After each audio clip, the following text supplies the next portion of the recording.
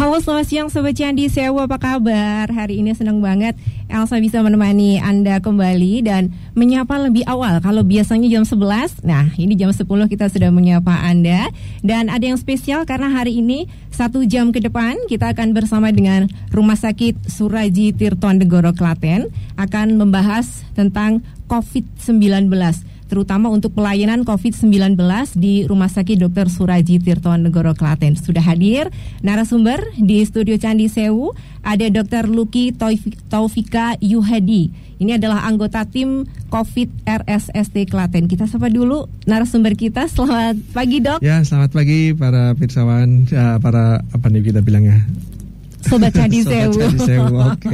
Selamat siang juga Mbak Elsa. Senang sekali bisa bertemu pada kesempatan kali ini. Ya, selamat datang di Candi Sewu, Dokter. Ya, terima kasih. Pertama kali hadir di Candi Sewu ya. Ya. Dan nanti kita selama 1 jam akan membahas tentang pelayanan COVID-19 di RSST Klaten seperti apa, juga akan membahas seputar COVID-19 untuk mengupas segala macam infonya ya, Dok. Oke, ya. Baik, untuk Sobat Candi Sewu, Anda bisa bergabung bersama kami nanti yang ingin berinteraksi langsung dengan Dr. Luki, bisa langsung aja telepon di 322888 atau bisa juga lewat SMS dan juga WhatsApp di 0856 422 88966. Sebelumnya kita ke lagu dulu, Dok. Oke. Ada Citra Scholastika dengan Everybody New. Jangan kemana-mana, tetap di 96.6 Candi Sewu FM, radionya Klaten.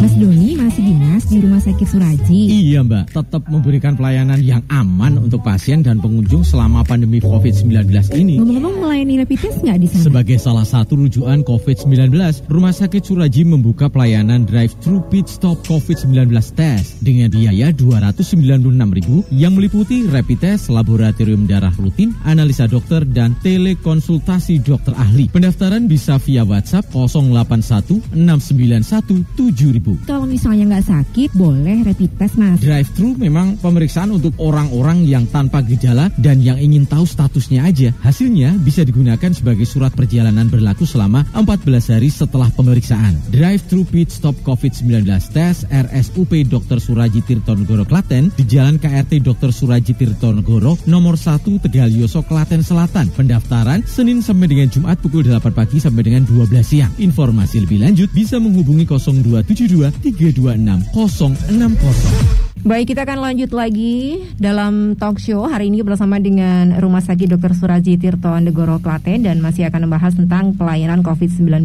di RSST dan juga materi-materi seputar COVID-19 bersama Dr. Luki Taufika Yuhadi, anggota tim COVID dari RSST Klaten. Dok, ini mungkin pertama bisa diinformasikan dulu seperti apa gambarannya sekarang dengan kasus COVID di Indonesia, khususnya di Kota Klaten, Dok. Oke, selamat pagi ya. Jadi kalau misalnya kita bicara masalah COVID, dari awal kita sudah mencoba, pemerintah ya, kita sudah mencoba memprediksi kapan sih COVID ini bisa berakhir, kapan sih bisa selesai. Awalnya diprediksi dalam 2 bulan bisa tertangani. Ternyata ini sudah bulan keberapa nih? Sejak bulan Maret ya. Iya, sudah lebih dari hampir 5 bulan.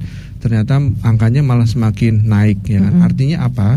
Sebenarnya sejak COVID-19 ini muncul di bulan Desember 2019, itu mungkin sudah ada 1-2 orang yang mungkin masuk ke Indonesia, karena waktu itu ada beberapa maskapai penerbangan yang direct flight dari China juga mungkin keluar masuk ke Indonesia masih bebas ya, dan waktu itu belum begitu dianggap sebagai suatu pandemi global oleh WHO. Jadi angkanya mungkin waktu itu sudah ada tetapi belum terdeteksi. Ketika pemerintah memulai menggencarkan dilakukannya pemeriksaan screening massal dengan yang paling sederhana rapid test maupun dengan yang lebih advance, lebih lanjut tingkatannya ya, dengan PCR, real time PCR, ternyata hasilnya semakin banyak gitu. Apakah selama ini upaya-upaya yang dilakukan pemerintah sudah cukup efektif atau berhasil? Nah, ini yang masih jadi polemik ya. Jadi ada yang berpendapat gagal, ada yang berpendapat ini masih berproses, kita masih belum selesai. Nah, itu masih berproses ya. Nah, tetapi yang perlu kita tekankan bahwa di Indonesia ini mekanisme untuk dilakukan lockdown atau mungkin PSBB yang sifatnya lebih ketat itu mungkin tidak memungkinkan, sehingga pemerintah mempunyai wacana gimana caranya baik kehidupan ekonomi bisa berjalan dengan baik, sendi-sendi perekonomian bisa hidup kembali, tetapi masyarakat juga mematuhi protokol-protokol kesehatan yang telah ditetapkan oleh pemerintah, gitu ya. Kalau misalnya saat ini ya, apalagi eranya dibilang sebagai era adaptasi kehidupan baru ya, atau kita bilangnya kalau di beberapa media massa bilangnya era new normal, itu masyarakat boleh melakukan kegiatan, ibaratnya dilonggarkan ya. Aktivitas sehari-hari mulai dapat dilakukan dengan pembatasan. Betul. Kecuali untuk kasus-kasus sekolah ya, sekolah masih dibatasi, bahkan sampai Agustus nanti masih ditetapkan belum boleh masuk daring ya, masih SFH ya, school from home, belum bisa kegiatan belajar mengajar di sekolah gitu. Ya, Dok. RSSD kan sekarang ini sebagai salah satu rumah sakit di Klaten ya, yang rujukan ya, yang merawat pasien-pasien COVID. Nah, bisa diinformasikan seperti apa di sana, kemudian apakah ada pelayanan yang diberikan untuk masyarakat yang belum terpapar COVID gitu, sebagai antisipasi gitu, Dok? Kalau secara global, secara umum kita di Rumah Sakit Klaten kita menyediakan beberapa layanan ya untuk terkait pandemi COVID ini. Apalagi kita ditetapkan melalui surat keputusan bahwa kita merupakan suatu rumah sakit rujukan COVID ya. Kita menyediakan poli PIE atau disebut juga poli pinere kalau di beberapa center, singkatan dari penyakit infeksi emerging. Jadi COVID ini dianggap sebagai penyakit baru yang jadi pandemi ya sekarang. Masyarakat yang bergejala mempunyai keluhan klinis, misalnya kita bilang ILI, influenza like illness, atau penyakit yang menyerupai influenza, mungkin ragu apakah saya ini flu ataukah saya ini terpapar oleh virus COVID misalnya, karena mungkin dia mendatangi zona-zona yang merupakan zona merah, artinya rawan, rawan, atau mungkin dia pernah terpapar dengan orang-orang yang sudah terkonfirmasi baik pemeriksaan rapid testnya positif atau pemeriksaan PCR swabnya positif. Misalnya nih, saya punya saudara yang nakes misalnya, tenaga kesehatan di suatu rumah sakit. Ternyata setelah saya tahu kok saudara saya itu sekarang melakukan isolasi mandiri misalnya, otomatis saya kemungkinan kena nih misalnya, karena saya kemarin sempat ngobrol dengan dia, ketemu dengan dia, ngobrol cukup lama, cukup intens, dan karena sudah biasa ketemu sedulur sendiri, saya nggak pakai masker. Bahkan saya ngobrol cukup lama, lebih dari 1 jam sambil nonton TV misalnya. Nah, itu masyarakat dapat mengakses klinik-klinik PIE semacam itu di beberapa rumah sakit. Jadi Suraji sendiri juga kita menyediakan ya. Layanan yang dilakukan di PIE biasanya selain ketemu dokter, nanti juga ada pemeriksaan laborat untuk rapidnya sendiri, sama pemeriksaan rongsen torak ya, sama nanti diperiksa gejala klinisnya, tanda-tanda klinis yang ditemukan oleh dokter di poliklinik seperti apa ya. Kemudian pelayanan yang lain kita juga ada yang namanya klinik drive-thru. Jadi masyarakat yang ingin tahu statusnya atau mungkin memerlukan surat untuk melakukan perjalanan ke suatu tempat karena mungkin aturan dari maskapai penerbangan atau mungkin dari jawatan kereta api misalnya ya, yang mengharuskan ada surat jalan setelah dilakukan pemeriksaan rapid, bisa mengakses poli drive-thru di Rosella ya. Nanti ada nomor pendaftarannya, masyarakat bisa mengakses. Nanti kemudian ada petugas yang melakukan screening awal, apakah pasiennya ini merupakan yang kategori risiko tinggi atau risiko rendah atau sedang misalnya gitu ya. Kemudian nanti pasiennya diarahkan datang ke klinik drive-thru tadi, dilakukan proses pengambilan darah, kemudian bisa langsung meninggalkan tempat, dan hasilnya nanti akan kita sampaikan lewat email atau bisa diambil lagi secara hard copy atau bentuk fisiknya. Keunggulan layanan ini adalah meminimalisir paparan, jadi petugas ataupun pasien tidak terlalu lama di rumah sakit. Yang kedua, ada tambahan atau layanan telekonsultasi yang mengikutinya. Jadi nanti setelah dilakukan pemeriksaan darah, nanti pasiennya ditelepon sama dokternya. Dokternya akan memberitahukan hasil pemeriksaan laboratoriumnya seperti apa, kesimpulannya bagaimana, lalu membuka sesi tanya jawab atau dialog interaktif seputar kesehatannya atau hasil temuan labnya itu. Baik. Gitu, ya. Akan banyak sekali nanti informasi ya dok yang disampaikan, tapi kita harus break dulu, dokter. Ya, kita lanjutkan lagi talk show bersama Rumah Sakit Dr. Surajaya Tirtonegoro Klaten, membahas tentang pelayanan COVID-19 di RSSD Klaten bersama Dr. Luki Taufika Yuhedi, anggota tim COVID RSSD Klaten. Ini mumpung ada Dr. Luki, Anda bisa gabung bersama kami yang ingin menanyakan seputar COVID-19. Jadi biar nanti nggak simpang siur informasinya, Anda juga tenang. Tadi sudah disampaikan oleh Dr. Luki juga bagaimana kita bisa mendapatkan pelayanan kalau misalnya kita sudah merasakan ada tanda-tanda atau ragu ini COVID apa enggak ya, bisa datang ke klinik PIE di RSSD Klaten, atau ada juga yang disebut dengan layanan drive thru COVID-19. Nah, ini bisa dibilang jemput bola ya dok ya kalau drive thru ya. Nah, dokter, kalau misalnya sekarang ini kan banyak banget kita tidak bisa mendeteksi ini si A, si B, si C terkena COVID apa enggak, karena kan sebagai orang awam kita nggak tahu tanda-tandanya seperti itu ya dok ya. Nah, ini bisa diinformasikan orang yang bagaimana yang disebut dengan ODP, kalau dulu istilahnya kan ODP, ada juga PDP, kemudian yang sudah benar-benar terkonfirmasi, ini bisa diinformasikan dok. Jadi kalau misalnya kita lihat informasi yang ada di luar sana ya, artinya mulai dari di media massa atau mungkin dari literatur ilmiah yang diterbitkan. Jadi di awal kita mengenal istilah ODP, PDP dan OTG, tapi kemudian dihapus. Kemudian bahkan informasi yang baru-baru saja muncul kan gugus percepatan juga dibubarkan, ya kan? Bahkan sekarang di bawah koordinasi dari Bapak Menteri Erick Thohir ya, dia adalah Menteri BUMN, sekarang bertindak sebagai Ketua Komite Kebijakan Penanganan COVID-19 dan Pemulihan Ekonomi Nasional, ya kan. Di sana ada beberapa informasi terbaru yang disampaikan, terutama kalau misalnya dari Kementerian Kesehatan sendiri juga dibilang bahwa sekarang ini istilah ODP, OTG tidak dipakai lagi. Acuannya dipakai 8 istilah baru ya, yaitu kasus suspek, kasus probable, kemudian kasus konfirmasi, kasus kontak erat, kemudian pasien dengan yang merupakan pelaku perjalanan, kemudian pasien yang di-discard atau rilis ya atau dilepaskan, kemudian pasien selesai isolasi dan pasien dengan kematian. Sebenarnya istilah ini mungkin bagi sebagian masyarakat agak rancu ya, bingung ya, atau susah gimana nih, susah ya. Karena menurut saya sih, kalau menurut pemahaman saya sendiri ya sebagai pribadi, itu istilah ODP, PDP itu sebenarnya udah kayaknya enak didengar gitu, dan masyarakat awam ya itu bisa lebih paham orang-orang yang seperti apa sih yang saya harus waspada gitu ya. Saya termasuk orang apa sih gitu. Kalau sekarang istilah suspek itu dulunya merupakan orang dalam pengawasan atau PDP dengan kontak erat atau pasien dalam pengawasan yang pernah kontak erat. Kemudian yang istilah baru yang sekarang adalah istilah probable.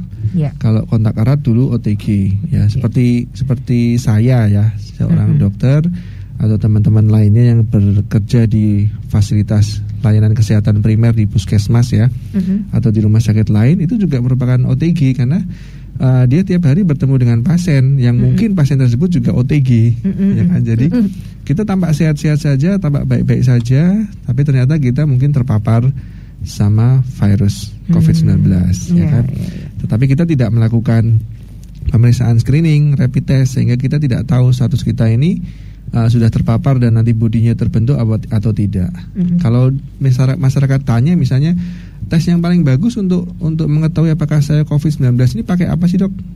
Yang bagus tentu saja pakai real time PCR ya. Tapi ada beberapa center sekarang membuka layanan harganya cukup mahal. Kalau rapid test kemarin arahan dari pemerintah maksimal 150.000 itu untuk harga rapidnya ya.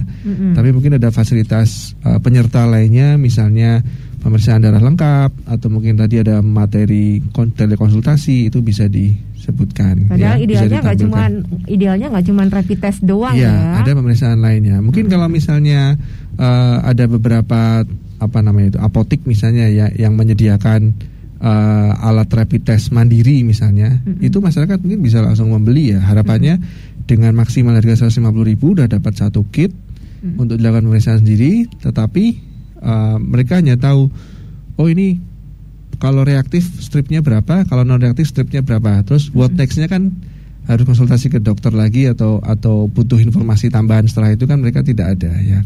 Tapi dengan drive-thru kita mencoba mengkombinasi layanan dengan lebih paripurna, dengan bisa menjawab pertanyaan atau kegalauan begitu. Iya. Jadi kalau drive-thru itu selain dilakukan tes masih ada tindak lanjutnya. Iya betul. Ya. Iya.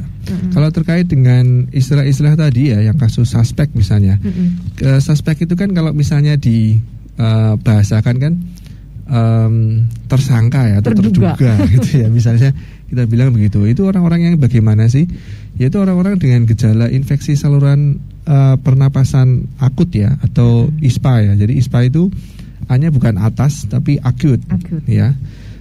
Kemudian dia punya riwayat 14 hari terakhir sebelum timbul gejala ISPA-nya yang sekarang itu, dia ada riwayat perjalanan atau tinggal di daerah atau wilayah Indonesia yang merupakan zona merah ya, yang notabene transmisi lokal memungkinkan. Kemudian orang dengan gejala ISPA yang pada 14 hari terakhir sebelum timbul gejala punya riwayat kontak dengan kasus konfirmasi atau probable COVID-19 ya. Kemudian satu lagi, orang dengan ISPA berat atau pneumonia berat yang membutuhkan perawatan di rumah sakit dan tidak ada penyebab lain berdasarkan gambaran klinis yang meyakinkan, misalnya seperti itu ya. Sedangkan kasus suspek sama probable ya, ini kita yang gampang dulu, yang masyarakat mungkin agak rumit membedakannya. Kalau probable gitu kan gampangannya mungkin ya, mungkin kena mungkin enggak, 50-50 ya 50-50 semacam itu.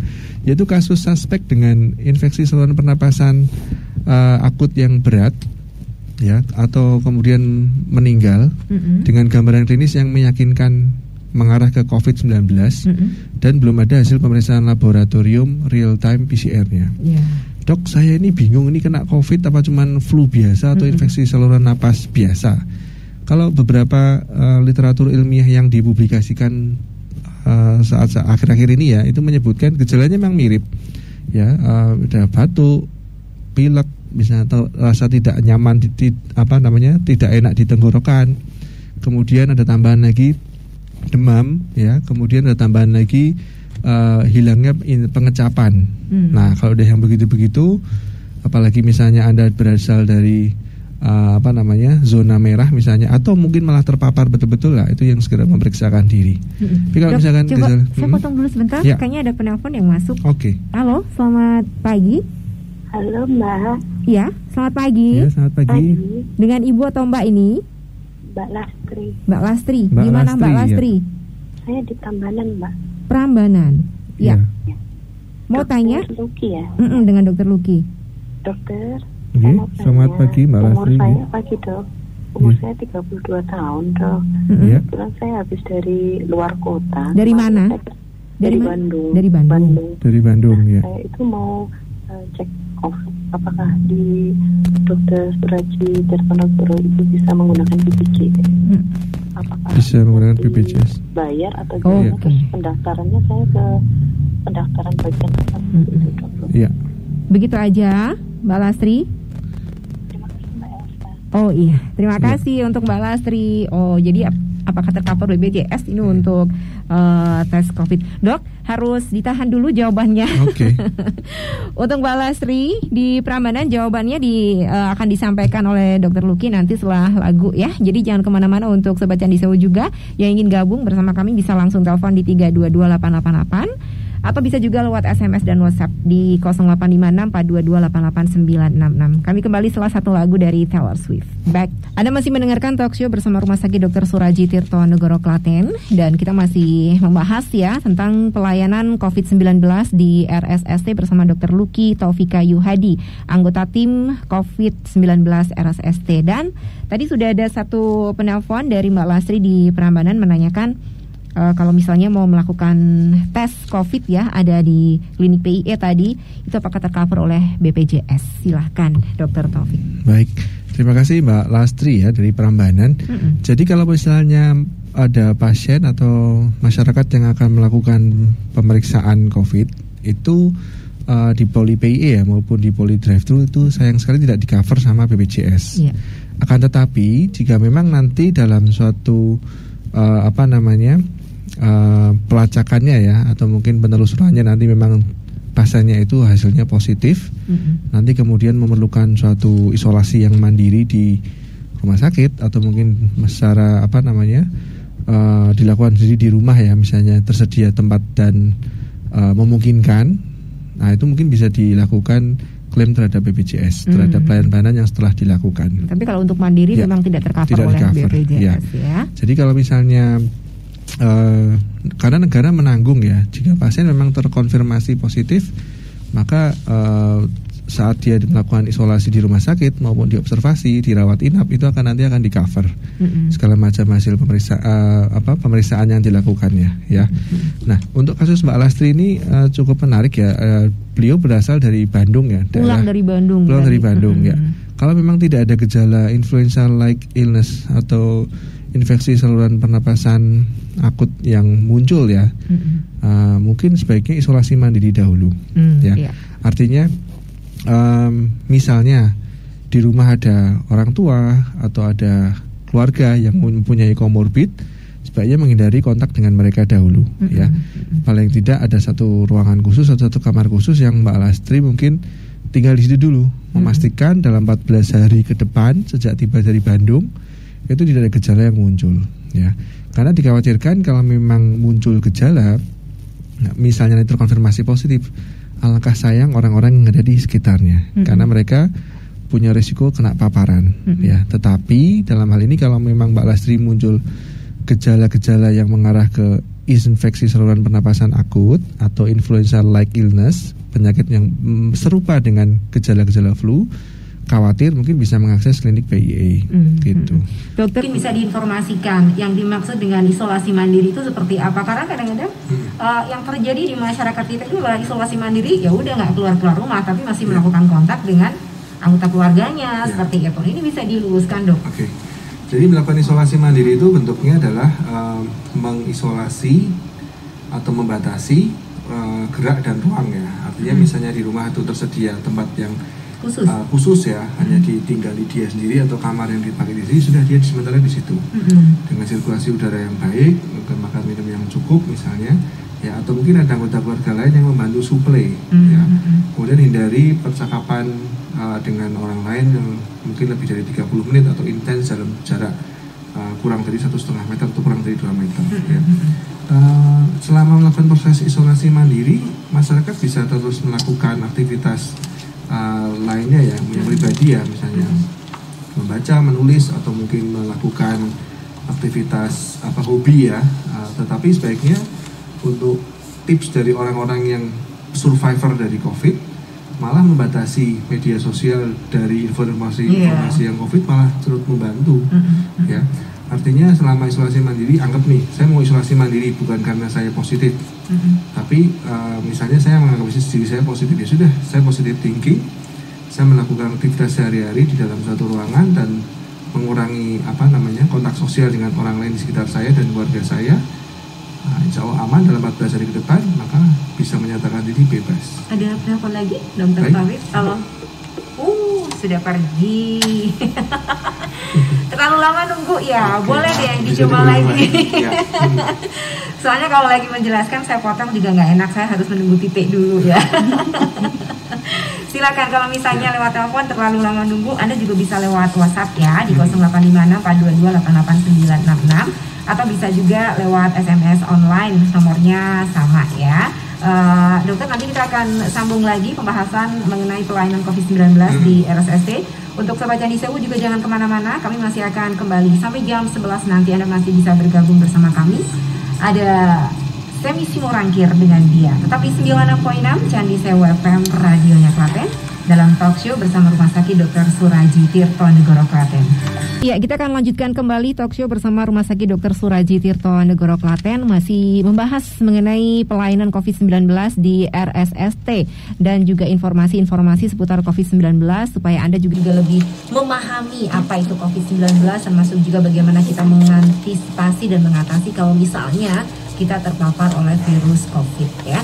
Dok, kan sampai sekarang itu belum ditemukan ya, Dok, obatnya, terus juga antivirusnya juga belum ditemukan seperti itu. Nah tapi kan sudah ada kabar-kabar katanya ada tuh kalau eukaliptus yang bisa membunuh virus corona seperti itu. Nah ini kita juga harus meluruskan ke masyarakat apakah itu benar-benar bisa mengatasi virus corona atau enggak, Dok?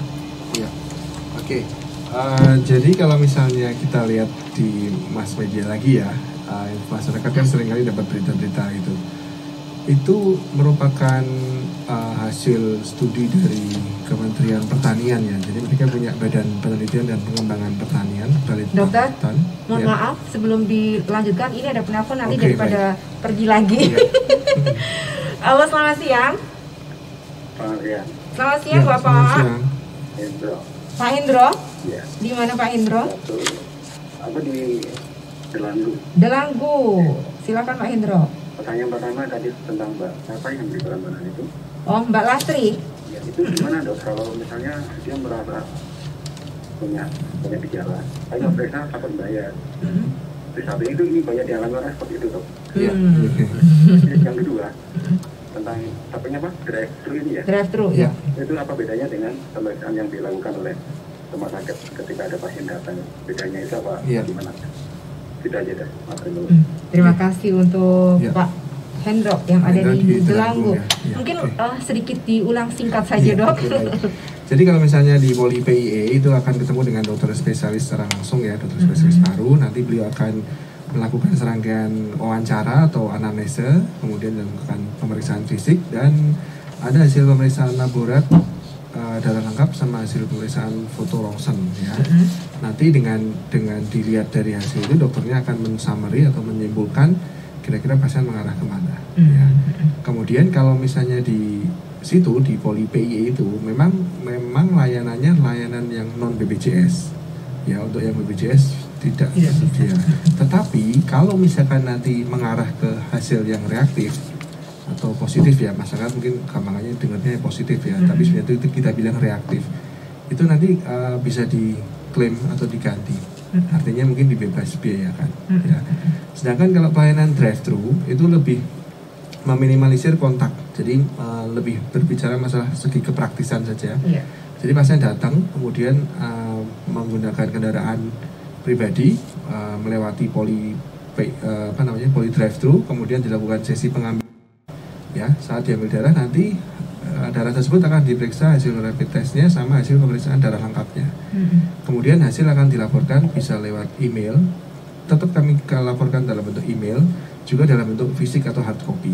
Dalam hard copy itu nanti ada hasil pemeriksaannya tadi, kemudian ada surat keterangan yang bisa digunakan untuk para pelaku perjalanan, misalnya maskapai atau mungkin jawatan kereta api macam itu ya. Dan masih ditambah lagi pelayanan telekonsultasi. Jadi setelah drive-thru, dokternya akan telepon nih, misalkan Pak Hendro mengakses layanan drive-thru ya. Jadi nanti dokternya akan menelpon Pak Hendro setelah ada hasilnya, kemudian akan melakukan sesi tanya jawab. Jadi bedanya tadi kalau yang Poli PIE lebih ke pasien yang dengan keluhan, kemudian pasien melakukan serangkaian pemeriksaan. Gitu. Dan di Poli PIE itu tiap harinya dibatasi pasiennya hanya maksimal 10. Oke, jadi karena kita mengurangi risiko paparan. Karena yang ke PIE itu sebenarnya orang-orang yang gampangannya dengan gejala atau kita bilang suspek. Ya, Pak Hendro sudah dijawab. Ini Dokter Luki akan melanjutkan tentang tadi Asa nanya sih kalau eukaliptus benar apa enggak gitu. Iya. Jadi itu mereka dari Balitangtan ya, Badan Penelitian dan Pengembangan Pertanian, mereka melakukan suatu studi kecil ya. Dari beberapa tanaman itu mereka menjumpai bahwa eukaliptus atau mungkin kita dengar gampangannya itu kayak minyak atsiri ya, ya itu minyak kayu putih gitu ya. Itu bisa mematikan virus, tapi ini masih studi yang in vitro, masih dalam bentuk penelitian. Klaimnya waktu itu disebutkan dalam 15 menit bisa mematikan 42%. Kalau pakai dalam 30 menit bisa mematikan 80%. Tetapi sekali lagi itu masih memerlukan pembuktian, ya. Belum bisa digunakan atau dijustifikasi bahwa itu memang betul-betul berhasil. Kalau misalkan nanti saya mau beli terus pakai gimana? Atau nanti katanya Agustus mau dibagikan dan semua orang bisa pakai. Saran saya boleh silahkan dipakai, tetapi tetap harus menggunakan masker. Jangan terus nggak pakai masker, nggak pakai APD, hanya pakai kalung. Ini malah kayak ajimat nanti ya. Tapi bukan seperti itu. Masih memerlukan studi. Tapi kita nggak skeptis ya, artinya wah ini jelek, ini buruk, nggak. Silahkan dipergunakan ya, karena masih memerlukan penelitian. Mudah-mudahan malah justru betul ya dok. Nah, bahkan kemarin ketika dibilang sebagai kalung anti corona, sempat ada pendapat dari beberapa ahli ya bahwa itu mungkin bisa disebut sebagai jamu saja ya. Bahkan guru saya tuh dekan UI ya, Prof. Arif Faisal, itu beliau menyatakan ini disebut saja sebagai kalung eukaliptus saja deh gitu ya, karena masih perlu studi lanjut yang betul-betul membuktikan bahwa ini bisa nggak benar-benar mematikan ya atau mengurangi virus corona. Apalagi sekarang trennya corona itu mikrodroplet ya, percikan yang bisa melayang-layang di udara itu bahkan bisa menulari orang. Sehingga edukasi kita kepada masyarakat ya, paling penting adalah pergunakan masker. Ya, jadi kalau misalnya mau pakai kalung itu monggo, tapi juga maskernya dipakai. Masker yang paling penting ya. Karena masker sudah terbukti itu bisa mengurangi efek risiko penularan atau paparan terhadap virus corona. Iya, masih ada satu sesi lagi nanti Dr. Luki akan memberikan tips juga berolahraga yang benar selama pandemi ini. Jadi Anda jangan kemana-mana, tetap gabung di 96.6 Candi Sewu FM dalam talk show bersama Rumah Sakit Dr. Suraji Tirto Negoro Klaten. Kami kembali setelah satu lagu dari Lady Gaga, Applause. Ya, ini adalah sesi terakhir dalam talk show bersama Rumah Sakit Dr. Suraji Tirto Negoro Klaten ya, membahas tentang pelayanan COVID-19 di RSST dan juga informasi seputar COVID. Nah, ini kan selama pandemi ini justru sebenarnya ada positifnya juga ya dok, masyarakat jadi lebih meningkatkan imunitasnya dengan berolahraga seperti bersepeda seperti itu. Contohnya bersepeda lagi ngehits. Nah tapi kan kadang-kadang kita merasanya bahaya nggak kalau kita bersepeda itu menggunakan masker, karena harus bermasker. Ada tips nggak dok olahraga yang benar di tengah pandemi seperti ini? Oke, baik. Jadi ketika masyarakat bersepeda itu kan ada pro kontra penggunaan masker ya. Olahraga apapun, baik yang jogging, lari cepat, jalan cepat, bersepeda, apalagi yang sekarang lagi ngehits di mana-mana ya. Di sisi lain kita perlu untuk mencegah tadi paparan mikrodroplet dari virus COVID-19 ya. Tapi kita juga memerlukan asupan oksigen yang kencang nih saat olahraga. Betul. Ya. Sifatnya adalah ketika kita berolahraga, selama bisa melakukan physical distancing atau berjarak dengan orang lain, maka sebaiknya masker bisa diturunkan. Saya katakan bisa diturunkan ya. Artinya apa? Ketika kita melakukan olahraga yang goes misalnya, perlu oksigen yang kita sih udah ngos-ngosan ini. Kalau pakai masker mungkin asupan oksigen jadi berkurang. Tapi loh dok, berarti masker itu mengganggu suplai oksigen. Sebenarnya kalau kita bernapas normal semacam ini itu tidak ada masalah. Tidak akan terjadi penurunan saturasi oksigen ketika kita bernapas normal seperti ini menggunakan masker. Tetapi ketika kita berolahraga, masker itu kadang jadi basah oleh keringat. Bahkan masker bedah sekalipun kalau misalnya dipakai berkeringat dokternya ya, itu maskernya jadi nggak nyaman, dibuat napas tuh susah. Kayak lengket gitu ya. Iya betul. Nah ketika misalnya kita berolahraga menggunakan masker yang kain misalnya, yang proteksinya tentu saja lebih kurang ya, lebih buruk daripada masker bedah atau masker yang N95. Ada baiknya memang diturunkan pada saat tadi membutuhkan asupan oksigen yang besar. Misalkan intensitas kita saat goes pada saat tanjakan misalnya, itu kita memerlukan oksigen yang besar, sebaiknya dibuka. Ya, tapi kalau misalkan jalan datar, tenang, goes santai, ya kan, itu mungkin masker bisa tetap digunakan. Dan sebaiknya antara sesama goeser ya itu berjarak. Tetap jaga jarak. Tidak saling berdekatan. Yang jadi problem berikutnya adalah ketika pada saat selesai goes mampir ke kedai makanan. Nah kemudian di sana kayak catering, kemudian ngobrol, ya kan. Nah itu pada nggak pakai masker, kadang mungkin merokok ya. Nah itu yang jadi tidak sehat. Jadi kalau misalnya berolahraga baik, ya matahari pagi, terutama UV-nya juga membantu meningkatkan daya tahan tubuh maupun imunitas. Ya, tetapi tetap tolong sekali melakukan yang namanya protokol kesehatan dipatuhi ya, menggunakan masker, kemudian melakukan physical distancing begitu. Karena ingat aerosol ya, mikrodroplet, penyebaran melalui udara itu sangat-sangat berbahaya untuk dapat tertular terhadap COVID-19. Dokter, mungkin sebagai penutup ini ada yang ingin disampaikan 2 menit. 2 menit.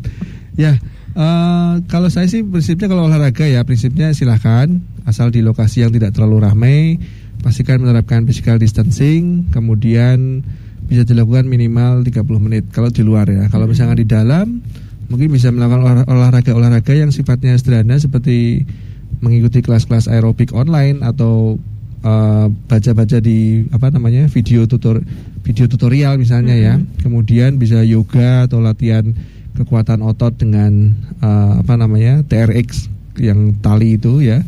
Atau bisa jalan-jalan saja di sekitar rumah atau naik turun tangga, itu yang paling ringan. Ya. Jadi nggak harus keluar-keluar gitu ya, Dok ya. Kabar baik sekarang ya.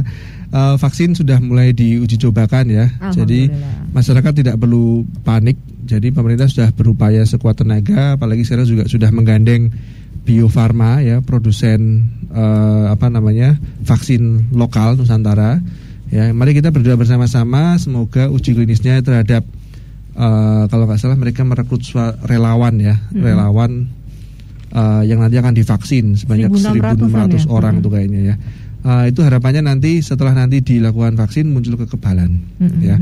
Kan nanti dokternya akan ilmuwannya akan memberikan vaksin 2 periode, kemudian ini diteliti ya apakah terbentuk kekebalan aktif. Nah, wah jadi kelinci percobaan, sebaiknya kita tidak usah berkata seperti itu karena ini memang merupakan bagian dari suatu uji klinis ya. Setiap kali produk vaksin, produk obat untuk di-launching ke masyarakat itu pasti akan melalui suatu uji klinis ya. Kalau uji klinisnya baik dan dapat digunakan bagi kemaslahatan umat, pasti akan di-launching dalam waktu segera. Tapi kalau ternyata tidak baik, menimbulkan dampak atau efek samping yang tidak baik bagi kesehatan, akan ditarik dan dibatalkan. Betul. Ya, gitu. Mudah-mudahan segera bisa terwujud ya yang kita harapkan vaksinnya untuk mengatasi virus COVID ini. Ya. Ya, Dr. Luki Taufika Yuhadi, anggota tim COVID RSST Klaten, terima kasih sudah hadir di Candi Sewu. Mudah-mudahan bisa mencerahkan ya, memberikan wawasan baru untuk Sobat Candi Sewu seputar COVID-19. Salam untuk teman-teman di RSST, Dok. Terima kasih. Selalu jaga kesehatan, tetap semangat. Semoga semuanya sehat dan produktif di era pandemi ini. Iya, selamat siang, Dokter. Ya, selamat siang. Ya, Sobat Candi Sewu, demikian tadi talk show bersama Rumah Sakit Dr. Suraji Tirtonegoro Klaten yang membahas tentang pelayanan COVID-19 di RSST. Mudah-mudahan bermanfaat untuk Anda. Terima kasih untuk kebersamaannya. Saya Elsa Alicia pamit. Selamat siang. Sampai jumpa. Cuas.